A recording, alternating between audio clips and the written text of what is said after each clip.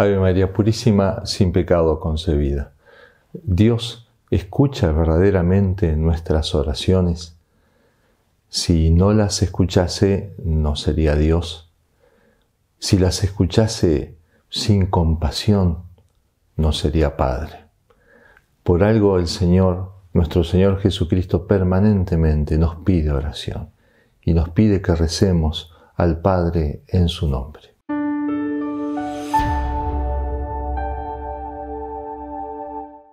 En este día quiero traer dos pasajes del Antiguo Testamento que nos hacen comprender un poco mejor cuál es la actitud de Dios ante nuestros clamores, ante nuestros gemidos, cuando rezamos, cuando lloramos, cuando mostramos nuestras heridas.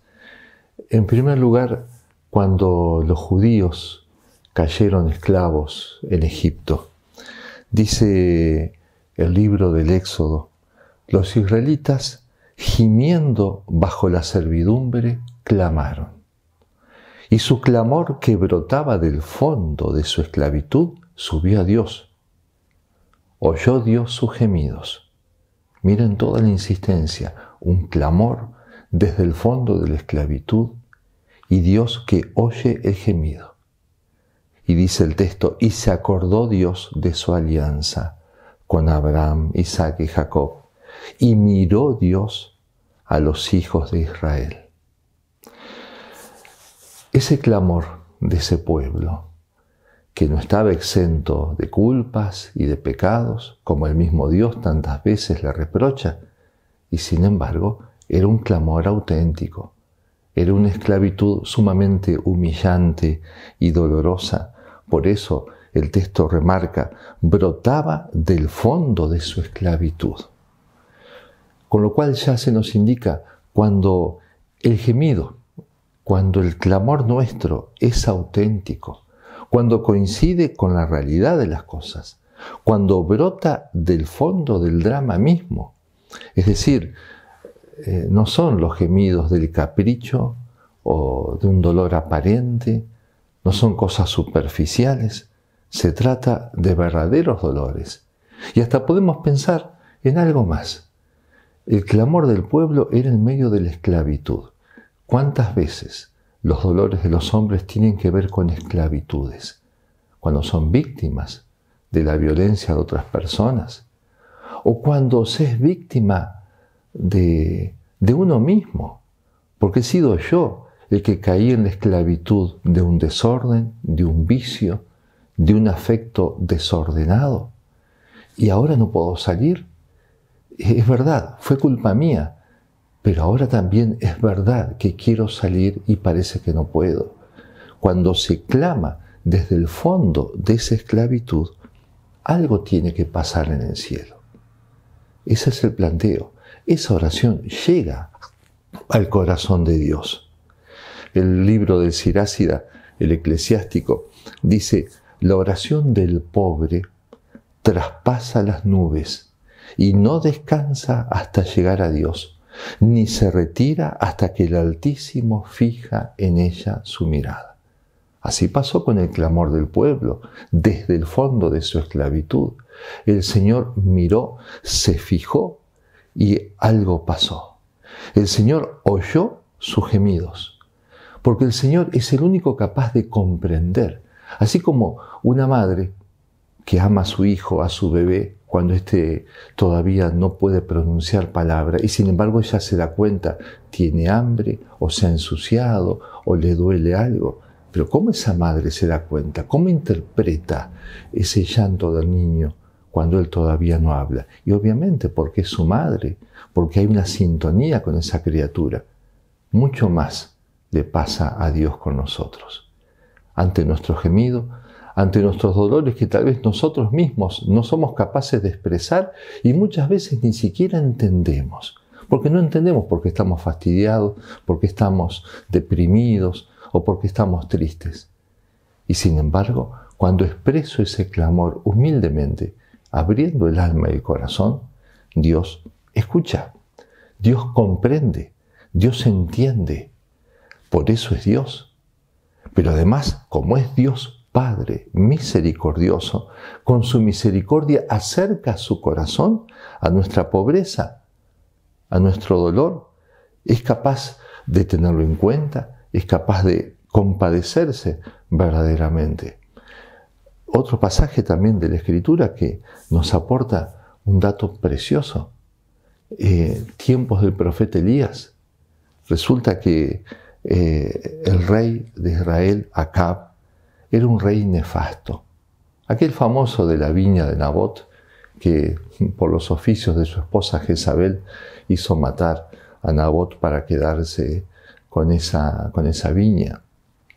El texto bíblico dice: no hubo quien se prestara como Ahab para hacer el mal a los ojos de Yahvé, porque su mujer Jezabel le había seducido.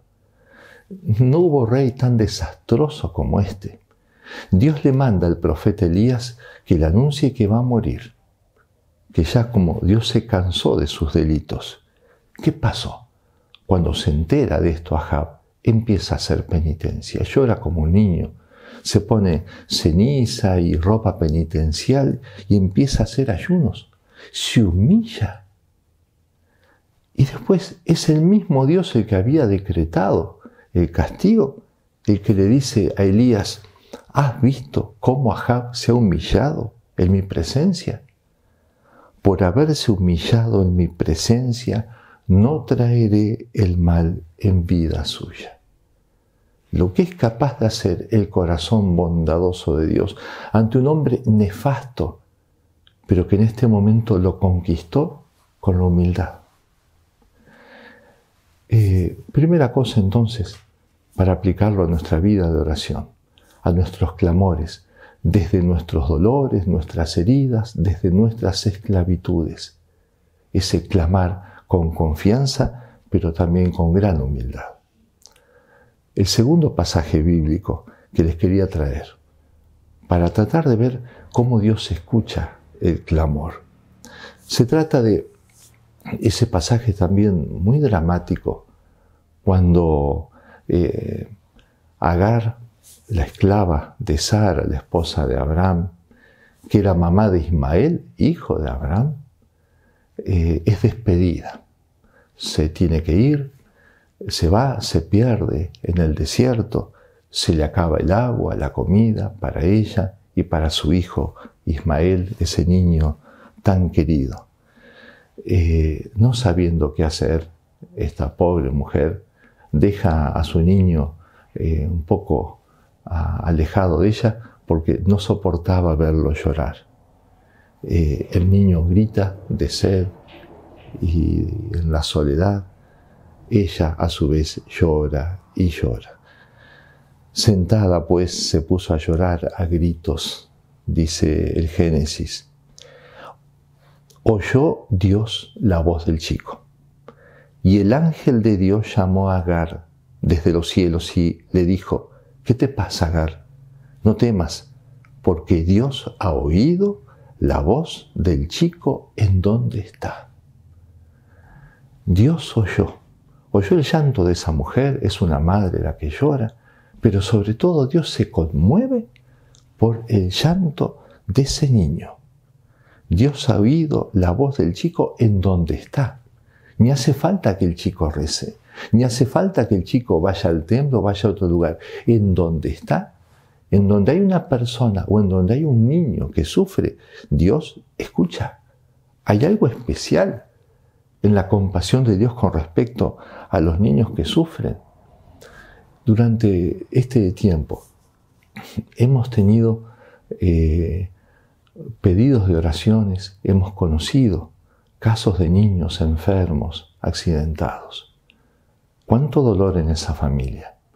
A su vez, cuánta compasión se ha despertado en amigos, en personas que se han enterado y se han puesto a rezar. Grandes cadenas de oración, se ha movilizado tanta gente a rezar por esos niños. Resulta que en un caso que hemos conocido, un niñito, una niñita, que parecía ya muerta y sin embargo se ha salvado.